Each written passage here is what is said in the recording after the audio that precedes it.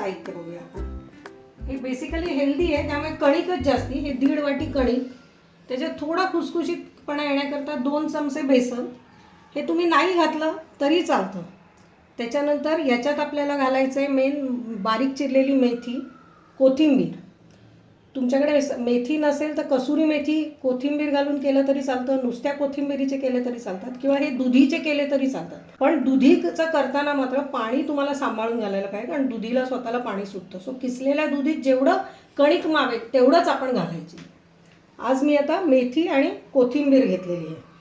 त्याच्यानंतर याच्यात आपल्याला घालायला लागणारे तीळ, ओवा, जिरेपूड, धणेपूड, तिखट, हळद, हिंग, साखर आणि मीठ आणि तेल.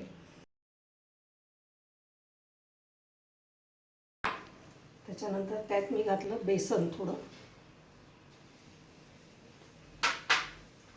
त्यानंतर 1 चमचाभर तीळ, चमचा 1.5 चमचा ओवा,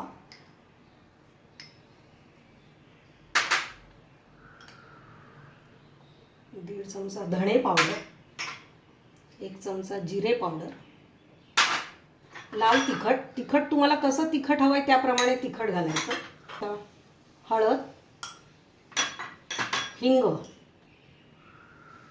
याच्यातच आपण घालणार आहोत चिमूट थोडीशी साखर.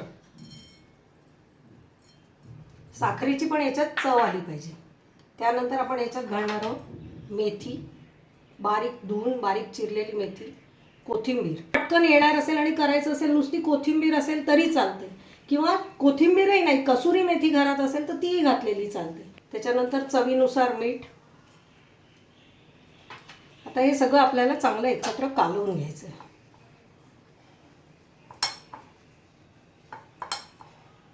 सगळं छान मिक्स झालं पाहिजे.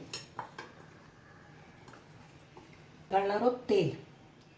तेल साधारण किती घालायचं तर मुटकुळा वळेपर्यंत. आपला तो हे आहे की खुसखुशीत होण्याचं प्रमाण काय आहे तर मुटकुळा वळला पाहिजे तेवढं तेल आपण घालायचं.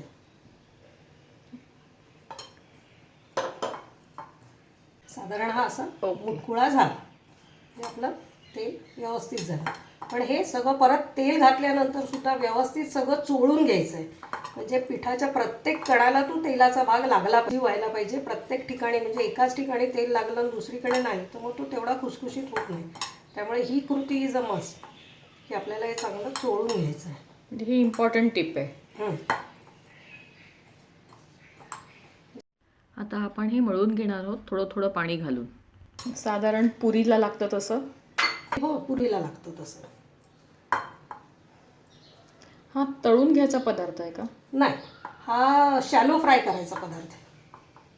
तेलावर लावायचा आणि झाकून तो वाफवायचा, म्हणजे तो तळलाही जातो आणि आतून शिजलाही जातो. आता आपण याचे असे मुटकुळे करून घेणार आहोत.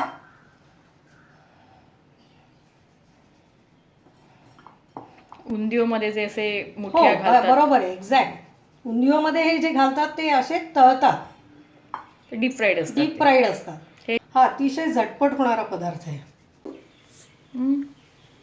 मी आता हा मीडियम गॅस लावून घेतलेला आहे. आता मी जरा कढईत असं तेल पसरवणार थोडं, आणि आता हे आपल्याला मुटकुळे असे कढईत लावायचे. That's it. फोडणी वगैरे काही करायची नाही नाही, फोडणी वगैरे काही. हा शिजायला साधारण किती वेळ लागतो?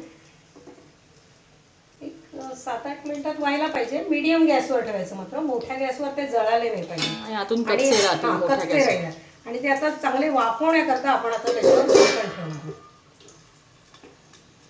आणि जर बारीक गॅसच ठेवला तर जास्ती चांगलं राहील. आपल्याला हे मधून मधून थोडे उघडून थोडे हलवून द्यायचे, नाही मग ते लागले नाही पाहिजे. आणि हे बघ मगासपेक्षा फुगले बघते. आणि ह्याच्यात अजिबात सोडा घातला नाही आपण. सोडा घातले नाही आणि हे फुगले बघते तरी फुललेत. हो, तरी हे असे नुसतेच झाकण ठेवून वाफवायचे आणि चांगले लाल झाले पाहिजे दोन्ही बाजूने. आपल्याला परतून घ्यायचे. पण आत्ता सुरुवात आहे, आपण आत्ताशी नुसतेच हलवले आता परत वाफवूया. हे असं बघ एका बाजूने झालंय, मग आता आपण उलटून घ्यायचं. अनुभव आपण याच्यात अजिबात इनो किंवा घातलेला नाहीये. काहीच घातलेलं नाही. तू पाहिलंस, तुम्ही साधं अगदी घरचं सामान आहे. आणि हे जसजसे होतील तसे साईडला घ्यायचे, जे झालेले नाही आहेत ते मध्ये घ्यायचे. हे थोडं आपल्याला लक्ष देऊन करावं लागतं. आणि तसं तेलही आपण जास्त घेतलं नाही. तेल पण खूप घेतलं नाही. हे बघ, आता हा मुठिया जो आहे हा दोन्ही बाजूनी झालेला आहे.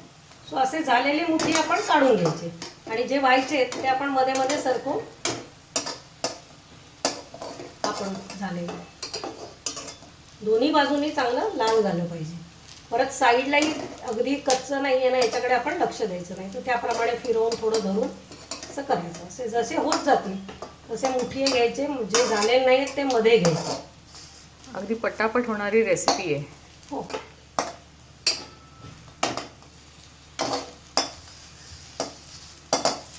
आपला हायटी स्नॅक्सचा गरमागरम पदार्थ तयार आहे.